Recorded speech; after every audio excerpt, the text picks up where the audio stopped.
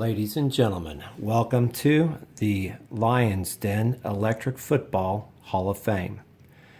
Some of my ideas for play calling in a solitaire league is to use a dice to indicate the setup and the ball carrier.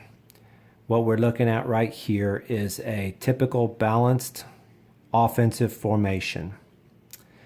If I roll a six-sided dice, I can attribute from 1 through 6, left to right, schematic for the play.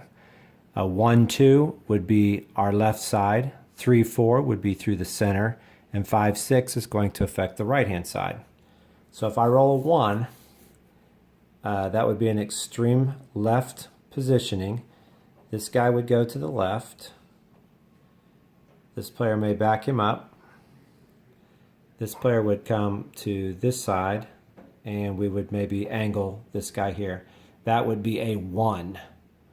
If I roll a 2, it's not as severe to the left. It would be 1, 2, 3, 4 in the middle, 5 and 6 go in this direction. So on a 2, we may have something like this where they are running straight ahead, and perhaps this guy is brought in to the middle area right here, or even behind one of the tackles.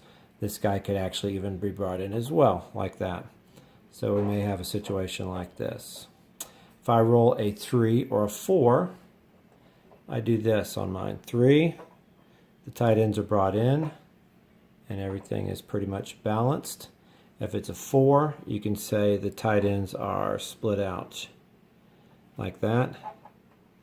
And it's a very symmetrical 3 or 4 balance in the middle. For the 5, everything's going to be symmetrically opposite to the other side, to the right-hand side. So on a 5, this guy comes in.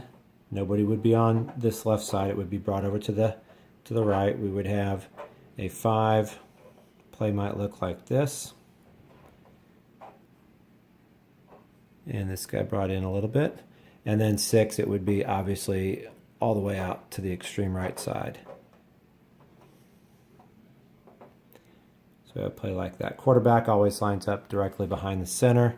Sometimes in my games I will take the quarterback's base off. If he goes in the pocket and it's not going to run, I'll remove the base. After the play schematic setup is determined, 1, 2, 3, 4, 5, or 6, then we roll for the ball carrier. And I'm going to put these guys back in their balanced symmetrical position and show you how I count the 6 active players that could carry the ball. So we're going to bring these guys all in. Basically, I count from left to right, 1, 2, 3, 4, 5, 6. In a situation like this, it would be 1, 2, 3, 4, 5, 6, reading from left to right and from front to back. The defense is always lined up directly opposite their counterparts. I play on a small field with moderately tweaked bases. What I look at this as is in the overall scheme of a game, you are getting a few instances to create a football move, an actual play that would affect the outcome of the game. But there's a lot of running and play that would happen, just sort of in the background. It's an idea that I have from one of my auto racing games where at a certain time you get to do something, you get to pick a play, or you get to make a move that affects the outcome of the situation. But for the rest of the time, it's just 4 yards and a pile of dust. So anyway, so a setup like this might be let's say I rolled a 6. So it's a hard right. We've got one of the running backs backing up the wide receiver. The other 2 running backs and the fullback and halfback are back behind the quarterback here. Then we would roll another dice. I'm going to roll a dice right now.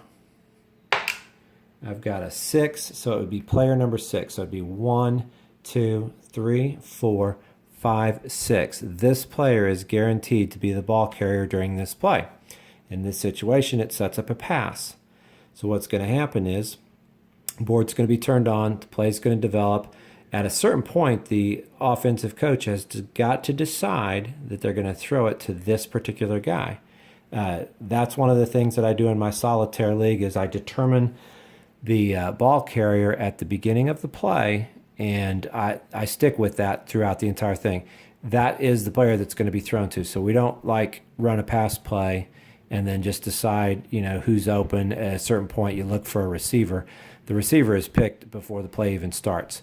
Number 26 in this instance, because of the 6 that I rolled, will be the pass receiver. So once the play develops and is running, the board's moving down the field, at a point I'm going to have to shut off the board and throw the pass to him. I use dice in my league.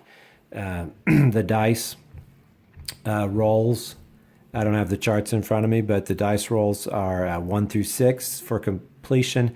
If another player, if I shut the board off and another player is touching him, then the defensive player gets to roll a counter dice. If it matches the quarterback's passing dice, then an interception is possible. He rolls it again. If he gets a 6, an interception has occurred. Otherwise, it's a broken up pass.